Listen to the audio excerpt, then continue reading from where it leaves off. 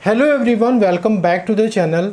ऐसे लोग जो कि प्रॉपर्टी में डीलिंग करते हैं यानी प्रॉपर्टी को सेल करते हैं, ऐसे लोगों के लिए बजट 2024 में एक बहुत बड़ा बदलाव सरकार ने किया है, जिसको कि आज के वीडियो में हम डिस्कस करने वाले हैं। तो बजट 2024 यानी कि 23 जुलाई 2024 के पहले क्या सिचुएशन थी, सबसे पहले उसको समझ लेते हैं। तो कोई भी प्रॉपर्टी यदि आप 23 जुलाई के पहले यदि आपने सेल किया था तो उस पर सरकार आपसे किस तरीके से टैक्स लेती थी, पहले आप उसको समझ लीजिए। तो दोस्तों, प्रॉपर्टी के केस में कैपिटल गेन को कैलकुलेट करने के लिए आपको सेल वैल्यू की ज़रूरत पड़ती है, कॉस्ट की ज़रूरत पड़ती है और आपका सिंपल कैपिटल गेन निकल जाता है। गवर्नमेंट इस पर आपसे टैक्स चार्ज करती है। अब यहाँ पे दोस्तों कॉस्ट में आप स्टार देख रहे हैं, तो क्या सेल वैल्यू में से सिंपल जो परचेस कॉस्ट है प्रॉपर्टी का, मतलब जितने में आपने उसको खरीदा था, क्या वही माइनस होता है? तो ऐसा नहीं होता है दोस्तों। यहाँ पे लॉन्ग टर्म के केस में गवर्नमेंट क्या कहती है कि भाई ये जो कॉस्ट है इस पे हम आपको इंडेक्सेशन की बेनिफिट देते हैं,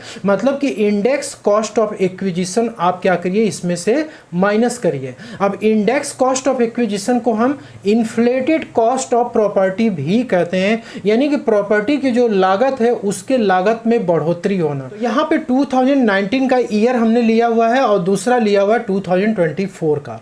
2019 में क्या सिनारियो है, लेट सपोज मान लेते हैं कि आपने 2019 में एक कार खरीदी थी, ठीक है। उस कार की प्राइस थी 6.5 लाख रुपीस और 2024 में वही कार आपको 9.5 लाख में मिल रहा है, ठीक है दोस्तों। इसके बाद दूसरा एग्जांपल लेते हैं, एजुकेशन। यदि किसी पर्सन को अपने बच्चों के लिए MBBS कराना होता था 2019 में, एक एग्जांपल मान लेते हैं 25 लाख रुपीस का ओवरऑल एक्सपेंसेस हम मान लेते हैं, और 2024 में दोस्तों MBBS की कॉस्ट आती है 50 लाख रुपीस। तो दोस्तों 2019 से 2024 में ऐसा क्या हो गया कि यहाँ पे कॉस्ट क्या हो रहा है, बढ़ रहा है।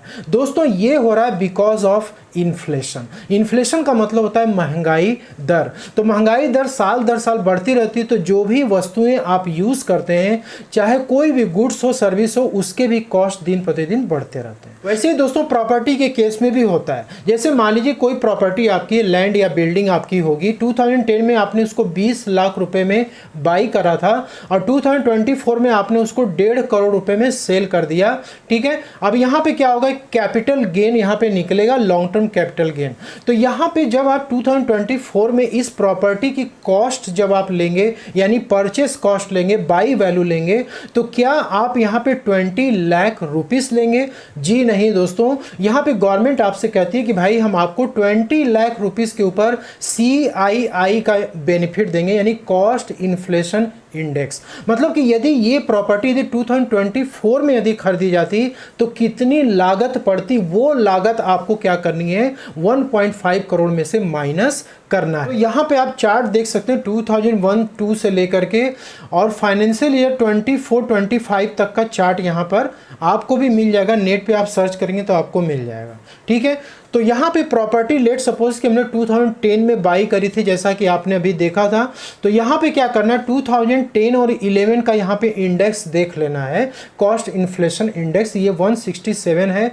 और जिस ईयर में आप प्रॉपर्टी को सेल कर रहे हैं, मतलब 2024-25 में बजट के पहले आप प्रॉपर्टी को लेट सपोज कि आप बेच रहे हैं, तो ये आपको इंडेक्स लेना है 363। अब देखते हैं कि क्या कैलकुलेशन निकल करके आता है। तो यहाँ पे दोस्तों आप देख सकते हैं कि सेल वैल्यू यहाँ पे 1.5 करोड़ रुपए हमने ले रखा था और कॉस्ट ले रखा था 20 लाख रुपीस। लेकिन यहाँ पे 2024 में इस 20 लाख की कॉस्ट क्या मानी जाएगी, इसके लिए इंडेक्सेशन का चार्ट हमने इस पर अप्लाई किया।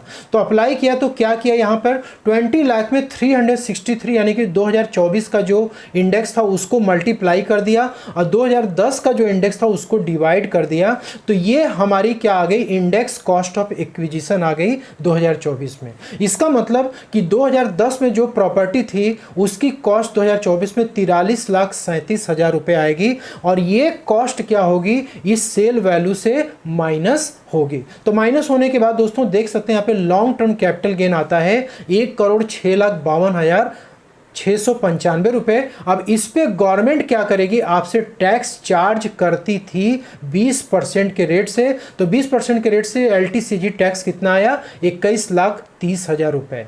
यदि कोई पर्सन इस पर टैक्स नहीं देना चाहता, 21 लाख रुपए का टैक्स नहीं देना चाहता है, तो उसे क्या करना पड़ेगा? तो दोस्तों, इनकम टैक्स में एग्जेम्पशंस का भी प्रोविज़न है कि यदि कोई प्रॉपर्टी आप सेल करते हैं, उस पर कैपिटल गेन होता है, तो आप उस पर टैक्स को सेव कर सकते हैं। लेकिन तो यदि आपको लॉन्ग टर्म कैपिटल गेन बचाना है, तो आपको सेक्शन 54 का एग्जेम्पशन क्लेम करना होगा। और दूसरा होता है कैपिटल गेन अकाउंट स्कीम में पैसे को जमा करना होगा। तो दोस्तों, यहाँ पे क्या होता है, एक पर्सन को 23 जुलाई के पहले एक बेनिफिट मिलती थी इंडेक्स कॉस्ट ऑफ एक्विजिशन की, और दूसरा जो होता था यहाँ पे टैक्स रेट का। ठीक है, ये दोनों चीज़ें क्या हो गई हैं, यहाँ पर बदल दी गई हैं बजट 2024 में। बजट 2024 यानी 23 जुलाई 2024 के बाद यदि कोई भी प्रॉपर्टी आप सेल करते हैं, तो उस केस में अब आपको बजट 2024 को फॉलो करना पड़ेगा। यहाँ पे क्या बोल रहा है कि जो आपकी सेल वैल्यू है, उसमें से सिर्फ और सिर्फ आप कॉस्ट माइनस करेंगे। मतलब कि 2001-2, ठीक है, फाइनेंशियल ईयर 2001 के बाद यदि हम बात करें, 2001 के बाद जो भी प्रॉपर्टी आपने बाई करी है, उस प्रॉपर्टी को जितने भी कॉस्ट पे आपने बाई करा है, वही कॉस्ट यहाँ पे माइनस होगा। और दोस्तों, यहाँ पे जो इंडेक्सेशन की बेनिफिट थी, ये टोटली कंप्लीटली क्या कर दी गई, रिमूव कर दी गई है। तो यहाँ पे हमने ओपन किया हुआ है फाइनेंस बिल 2024 यानी बजट 2024 का हमने पूरा लेटर यहाँ पे ओपन किया हुआ है। सेक्शन 112 यानी कि जो भी प्रॉपर्टी वगैरह आप सेल करते हैं, प्रॉपर्टी के अलावा भी काफ़ी सारे कैपिटल एसेट्स होते हैं जो कि 112 में कवर्ड होते हैं। तो यहाँ पे देख सकते हैं कि 23 जुलाई 2024 के बाद से ये बदलाव किया गया है। तो यहाँ पे आप नीचे की तरफ आएंगे तो आपको यहाँ पे दो डेट दिखेगा, एक तो दिखेगा बिफोर 23 ऑफ जुलाई और एक दिखेगा ऑन और आफ्टर 23 ऑफ जुलाई। तो 23 ऑफ जुलाई के बाद क्या सिचुएशन होगी वो आप यहाँ पे देख सकते हो कि सबसे पहला काम तो ये है कि यहाँ पे आप देख सकते हो कि यदि आप प्रॉपर्टी को 23 जुलाई के पहले यदि आपने बेचा है तो 20% का रेट कैपिटल गेन टैक्स लगेगा। और यदि आपने 31 जुलाई के बाद प्रॉपर्टी को बेचा है तो आप यहाँ पे देख सकते हैं कि अब रेट जो है 20% का नहीं बल्कि 12.5% का रेट यहाँ पे अप्लाई हो जाएगा। मतलब 12.5% के रेट से अब आपको कैपिटल गेन टैक्स देना होगा। जो दूसरा चेंज है वो है सेक्शन 48 में यानी कि इंडेक्स कॉस्ट ऑफ एक्विजिशन। तो यहाँ पे देख सकते हैं कि जो भी कैपिटल गेन आप निकालेंगे, यहाँ पे लिखा हुआ before giving effect to the provision of second provision to section 48। मतलब कि सेक्शन 48 का जो सेकेंड प्रोविजो है जो कि इंडेक्सेशन ऑन प्रॉपर्टी के बारे में बात करता है, उसको आप कंसीडर नहीं करेंगे। ठीक है, बिफोर है तो आप कंसीडर करके आप कैलकुलेट करेंगे, लेकिन आफ्टर यदि है तो फिर आप इंडेक्सेशन की बेनिफिट नहीं ले पाएंगे। दोस्तों, यहाँ पे हमने टेबल प्रिपेयर किया हुआ है 23 जुलाई के पहले का सिचुएशन और 23 जुलाई के बाद का सिचुएशन। चलिए यहाँ पे 1 बाय 1 करके एक एक केस डिस्कस करते हैं। देखिए, केस 1 से लेकर के 3 तक का जो है, ये जो है ट्विटर पे इनकम टैक्स मतलब इंडिया 2024 जब बजट पास हुआ था 23 जुलाई को, उस दिन इन्होंने एग्जाम्पल प्रेजेंट किया था। pib.org पे भी आपको एग्जाम्पल मिलेगा। तो क्या है एग्जाम्पल कि इन्होंने कॉस्ट ऑफ एक्विजिशन जो है 100 रुपये का ले लिया। मतलब कि एक साल में इन्होंने जो कॉस्ट प्राइस है उसको 100 रुपया कंसिडर किया हुआ है। ठीक है, और इन्होंने क्या किया कि सेल वैल्यू जो है 3 सेल वैल्यू इन्होंने दे दी। मतलब सेम प्रॉपर्टी जो 100 रुपये में खरीदी जा रही है उसकी 3 प्राइजेस इन्होंने दे रखी हैं। एक तो हो गया 200 में आपने बेचा, दूसरा है कि आपने 300 में बेचा और तीसरा है कि आपने 400 में बेचा। अब दोस्तों, इन्होंने क्या किया, इंडेक्स कॉस्ट ऑफ एक्विजिशन भी यहाँ पे कैलकुलेट कर दिया। ठीक है, तीनों का 151 रुपये यहाँ पे इंडेक्स कॉस्ट ऑफ एक्विजिशन आ रहा है। अब यहाँ पे कैसे निकाला गया आप यहाँ पे देख सकते हैं। इन्होंने एग्जांपल दिया कि भाई 2014-15 में कोई प्रॉपर्टी एक्वायर की गई थी, 100 रुपये उसकी कॉस्ट थी और 2024-25 में उसको सेल कर दिया गया। ठीक है, तो यहाँ पे क्या किया उन्होंने, एक इंडेक्स कॉस्ट ऑफ एक्विजिशन 1.51 का उन्होंने निकाल लिया और 100 से मल्टीप्लाई कर दिया, क्योंकि ऑब्वियसली यही होता है जो इस ईयर में आप सेल करते हैं वो उस साल का इंडेक्स और जिस साल में आपने खरीदा था वो इंडेक्स डिवाइड कर देते हैं तो ये आ जाता है। ठीक है, इससे आप मल्टीप्लाई कर देंगे। यहाँ पे कॉस्ट तो सबकी सेम आ रही है। अब देखते हैं लॉन्ग टर्म कैपिटल गेन कैसे निकल रहा है। मैडम ने ये कहा कि ये जो सेल वैल्यू है इसमें से आप index cost of acquisition minus कर दीजिए, तो भाई 49 आ गया, सेकेंड वाले में 149 आ गया और थर्ड वाले में 249 आ गया। मतलब यहाँ पे ए माइनस डी हमने किया हुआ है, ए जो है सेल वैल्यू है और डी जो है इंडेक्स कॉस्ट ऑफ एक्विजिशन है। ठीक है, यहाँ तक आपको समझ में आ रही है। और टैक्स यहाँ पे 20% चार्ज कर दिया गया। ठीक, ये तो थी 23 जुलाई के पहले की बात। अब 23 जुलाई के बाद ये क्या बता रही हैं इसको भी आप देख लीजिए कि भाई यहाँ पे लॉन्ग टर्म कैपिटल गेन यदि निकालना है तो आप इस कॉस्ट को माइनस करेंगे, यानी कि 100 रुपया कॉस्ट ऑफ माइनस होगा। तो उसके अनुसार अब आप देख सकते हैं लॉन्ग टर्म कैपिटल गेन आ गया 100 रुपये, 200 रुपये, 300 रुपये। ठीक, अब इस पर टैक्स जो बना 12.5% के रेट से, तो आप देख सकते हैं यहाँ पे टैक्स कैलकुलेट हो चुका है। अब यहाँ पे डिफरेंस इन्होंने बताया कि भाई यदि आप कॉस्ट को माइनस करते हैं और इंडेक्स को माइनस करते हैं तो क्या डिफरेंस आता है, इसको भी आप देख लीजिए। तो पहले वाले में मैडम जी ने ये बताया कि भाई पहले वाले में तो 2.7 का लॉस हो रहा है, मतलब कि 100 रुपये की प्रॉपर्टी आपने खरीदी, 200 रुपये में आपने बेचा, तो यहाँ पे आपको लॉस होगा। न्यू वाले जो बजट चेंज हुआ है उसके अनुसार आपको लॉस हो जाएगा यहाँ पे 2.7 रुपीज़ का।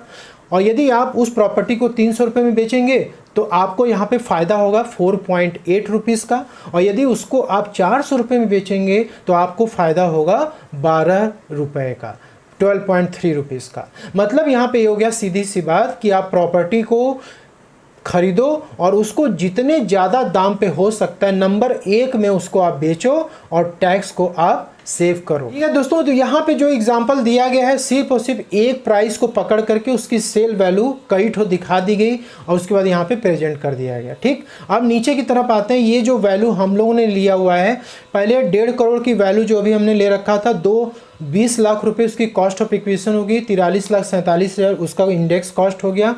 और यहाँ पे दोस्तों 1 करोड़ 6 लाख का लॉन्ग टर्म कैपिटल गेन आया और 21,30,000 रुपये का ये जो है टैक्स आया। अब व्यक्ति के ऊपर डिपेंड करता है कि वो इस टैक्स को पे करना चाहता है या फिर एग्जेम्पशन क्लेम करना चाहता है, वो उसके ऊपर डिपेंड करता है। तो अब क्या हो गया, 23 जुलाई के बाद देख सकते हैं कि यहाँ पर जो लॉन्ग टर्म कैपिटल गेन आया वो आया 1 करोड़ 30 लाख रुपए।